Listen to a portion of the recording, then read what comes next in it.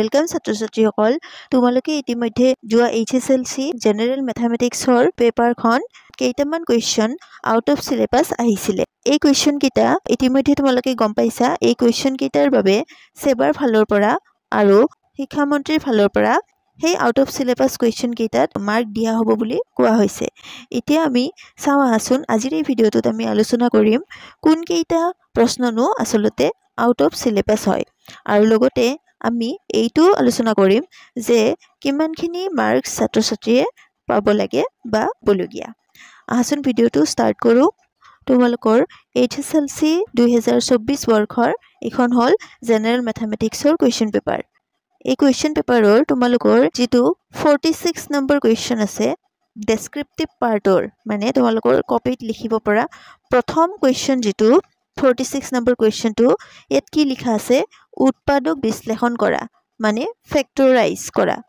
ইয়াত যদি আমি ভালদৰে চাও এই কোৱেশ্চনটোত তেতিয়া আমি কি দেখিম ইয়াত লিখা আছে 4x to the power 4 এই যে 4 টো আছে এই 4 থকা উৎপাদক বিশ্লেষণ এই কোৱেশ্চনটো কিয় আউট অফ সিলেবাস বুলি আমি ভাবিব পাৰো কাৰণ এই কোৱেশ্চনটোত তোমালোকৰ যেটো x ৰ ওপৰত যেটো পাৱাৰ আছে এই পাৱাৰটো 4 আছে আৰু যিখন ক্লাস 10 ৰ মানে যিখন তোমালোকৰ বুক আছে সেবাৰ ফালৰ পৰা বা NCERT ফালৰ পৰা সেই বুকখনত x to the power 4 ৰ 4 পাৱাৰ থকা উৎপাদক বিশ্লেষণ মানে তোমালোকক দিয়া হোৱা নাই এতিয়া আমি তোমালোকৰ বুকখনত চাও যে কিতাপখনতনো উৎপাদক বিশ্লেষণ ক'ত আছে এতিয়া চাবা তোমালোকৰ বুকখনতনো উৎপাদক বিশ্লেষণ ক'ত আছে তোমালোকৰ প্ৰথম যেটো চেপ্টাৰ আছে পুনৰ আলোচনা জেনাৰেল ম্যাথমেটিক্সৰ মানে ৰিভিজন বা পুনৰ আলোচনা যেটো চেপ্টাৰ আছে সেই চেপ্টাৰটোত উৎপাদক বিশ্লেষণ বুলি আছে ইয়াত কি দিয়া আছে চাবা ইয়াত যদি তোমালোকে ভালদৰে চোৱা ইয়াত যিবোৰ তোমালোকৰ উৎপাদক বিশ্লেষণৰ মানে আহি দিয়া আছে হেতু বেসিক দিয়া আছে মানে x ৰ ওপৰত যদি চোৱা ইয়াত পাৱাৰ 2 আছে r5 ৰ যেটো অনুশীলনী তোমালোকৰ উৎপাদক বিশ্লেষণৰ তাত যিবোৰ উৎপাদক বিশ্লেষণৰ কোৱেশ্চন আছে তোমালোকে যদি ভালদৰে চোৱা এই কোৱেশ্চনবোৰত উৎপাদক বিশ্লেষণ কৰা তাত যিবোৰ পাৱাৰ দেখিবা সেই সকলোবোৰ মানে পাৱাৰ 2 হে আছে তাত 4 পাৱাৰৰ এটাও ম্যাথছ নাই সেইবাবে এই কোৱেশ্চনটো আমি যদি সেই দৃষ্টিকোণৰ পৰা চাব খুজো ছাত্ৰ ছাত্ৰী সকলে টু দি পাৱাৰ 4 পাৱাৰ থকা উৎপাদক বিশ্লেষণ জেনাৰেল ম্যাথমেটিক্সৰ ছাত্ৰ ছাত্ৰীয়ে সলভ কৰিব নোৱাৰিব সমাধান কৰিব নোৱাৰিব কাৰণ তেওঁলোকৰ বুকত 2 পাৱাৰ থকা মানে উৎপাদক বিশ্লেষণহে সলভ কৰি দিয়া হৈছে সেইবাবে এই কোৱেশ্চন নম্বৰ 46 টো আমি আউট অফ সিলেবাস বুলি কব পাৰো আৰু তোমালোকৰ যেটো চেপ্টাৰ 2 আছে তাতো যিবোৰ উৎপাদক বিশ্লেষণ কৰা হয় সেইবোৰো তোমালোকৰ মিডল টাৰ্ম স্প্লিট মানে মধ্যৰাশি ভাঙি যেটো উৎপাদক বিশ্লেষণ কৰা হয় তাতো টু দি পাৱাৰ 2 এ দিয়া আছে মানে গুটেই কিতাপখনত কতো 4 পাৱাৰ থকা উৎপাদক বিশ্লেষণ কৰি দিয়া হোৱা নাই সেইবাবে আমি কব পাৰো এই কোৱেশ্চনটো আউট অফ সিলেবাস হয় মানে এই কোৱেশ্চনটো আমি আউট অফ সিলেবাস বুলি ভাবিব পাৰি ইতে সব নেক্সট কোৱেশ্চন নম্বৰ 55 টো সোয়া ইয়াত যেটো কোৱেশ্চন দিয়া হৈছে এটো স্থানাঙ্ক জ্যামিতি মানে চেপ্টাৰ 7 ৰ পৰা এই কোৱেশ্চনটো আমি আউট অফ সিলেবাস বুলি কব পাৰো কাৰণ এই কোৱেশ্চনটো তোমালোকৰ বুকখনৰ ঐচ্ছিক পাৰ্টৰ পৰা দিয়া হৈছে তোমালোকৰ বুকখনত যদি আমি চাও এই কোৱেশ্চনটো অনুশীলনী 7.4 এক্সাৰসাইজ 7.4 ৰ ঐচ্ছিক পাৰ্টৰ পৰা দিয়া হৈছে এই পাৰ্টটোৰ তলত লিখা আছে এই অনুশীলনীটো পৰীক্ষাৰ দৃষ্টিকোণৰ পৰা নহয় এই অনুশীলনীৰে মানে এই এক্সাৰসাইজৰে কোৱেশ্চন নম্বৰ 4 টো এই কোৱেশ্চনটো ঐচ্ছিক পাৰ্ট পৰা তুলি দিয়া হৈছে সেইবাবে আমি কব পাৰো এই কোৱেশ্চনটো কোৱেশ্চন নম্বৰ 55 টো আউট অফ সিলেবাস বুলি কব পাৰি আৰু ইয়াত 3 মাৰ্কস দিয়া আছে তাৰ পিছত আমি নেক্সট কোৱেশ্চনটো লৈ চাও নেক্সট কোৱেশ্চনটো চাও কোৱেশ্চন নম্বৰ 54 এই কোৱেশ্চনটো তোমালোকে ভালদৰে চাবা কোৱেশ্চনটো আমি আউট অফ সিলেবাস বুলি কিয় ভাবিব লাগে এই কোৱেশ্চনটো তোমালোকক ত্ৰিভুজ চেপ্টাৰৰ পৰা দিয়া হৈছে মানে ট্ৰায়াঙ্গল চেপ্টাৰ 6 ৰ পৰা দিয়া হৈছে যদি তোমালোকৰ কিতাপখনত চাও এই কোৱেশ্চনটো তোমালোকৰ উপপাদ্য থিওৰাম মানে উপপাদ্য থিওৰাম 6.5 পৰা দিয়া হৈছে তোমালোকৰ যেটো চেপ্টাৰ 6 আছে ত্ৰিভুজ চেপ্টাৰৰ 6.5 উপপাদ্যটো দিয়া হৈছে এতিয়া এই কোৱেশ্চনটো কিয় আউট অফ সিলেবাস বুলি ক'ব পাৰি চাও আছো এখন হল তোমালোকৰ সেবাৰ ফালৰ পৰা আগবঢ়োৱা 2023-24 বৰ্ষৰ সিলেবাস হয় যেটো ক্লাস 9 আৰু 10 ৰ বাবে প্ৰতি বছৰে আগবঢ়োৱা হয় এই সিলেবাসখনত যদি আমি চাও ইয়াত চাবা এখন হল তোমালোকৰ জেনাৰেল ম্যাথমেটিক্সৰ সেবাৰ ফালৰ পৰা দিয়া সিলেবাস ইয়াত চাবা ইয়াত যেটো প্ৰথম ঘৰ আছে এই ঘৰটোত চেপ্টাৰৰ নেমবোৰ আছে দ্বিতীয় ঘৰটোত যিখিনি পোৰশন তোমালোকক মানে লাগিব সিলেবাসৰ অন্তৰ্গত হয় সেই পোৰশনটো দিয়া আছে আৰু এইটো ঘৰত চাবা ইয়াত দিয়া আছে যিখিনি পোৰশন তোমালোকক বাদ দিয়া হৈছে মানে সিলেবাসৰ অন্তৰ্গত নহয়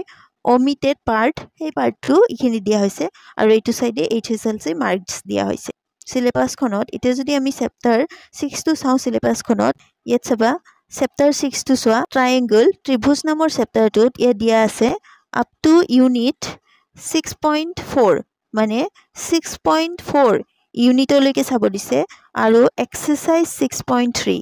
মানে তোমালোকক ইউনিট তোমালোকক যেটো থিওৰি 6.4 লৈকে চাব দিছে আৰু অনুশীলনী বা এক্সাৰসাইজ 6.3 লৈকে চাব দিছে আৰু ইফালে চাবা ইফালে যদি তোমালোকে সোয়া ইয়াত 6.5 ৰ পৰা বাকি যিখিনি পাৰ্ট আছে সেইখিনি omitted মানে বাদ দিয়া হৈছে সেইখিনি তোমালোকৰ সিলেবাসৰ অন্তৰ্ভুক্ত নহয় এতিয়া চাবা আমি আমাৰ কোৱেশ্চনটো লৈ ঘুৰি যাম নম্বৰ 54 টো চাও এই কোৱেশ্চনটো আমি আউট অফ সিলেবাস বুলি এই কাৰণে ক'ব পাৰি কাৰণ এই কোৱেশ্চনটো আমি আউট অফ সিলেবাস বুলি কিয় ক'ব পাৰো কাৰণ এই কোৱেশ্চনটো যদি মোৰ ভুল হোৱা নাই সেবাৰ ফালৰ পৰা যিখন সিলেবাস দিয়া হৈছে সিলেবাসখনত 6.4 লৈকে চাব দিছে আৰু এক্সাৰসাইজ অনুশীলনী 6.3 লৈকে চাব দিছে 6.5 টো তোমালোকৰ সিলেবাসৰ অন্তৰ্ভুক্ত নহয় বুলি কোৱা হৈছে কিন্তু এই যেটো কোৱেশ্চন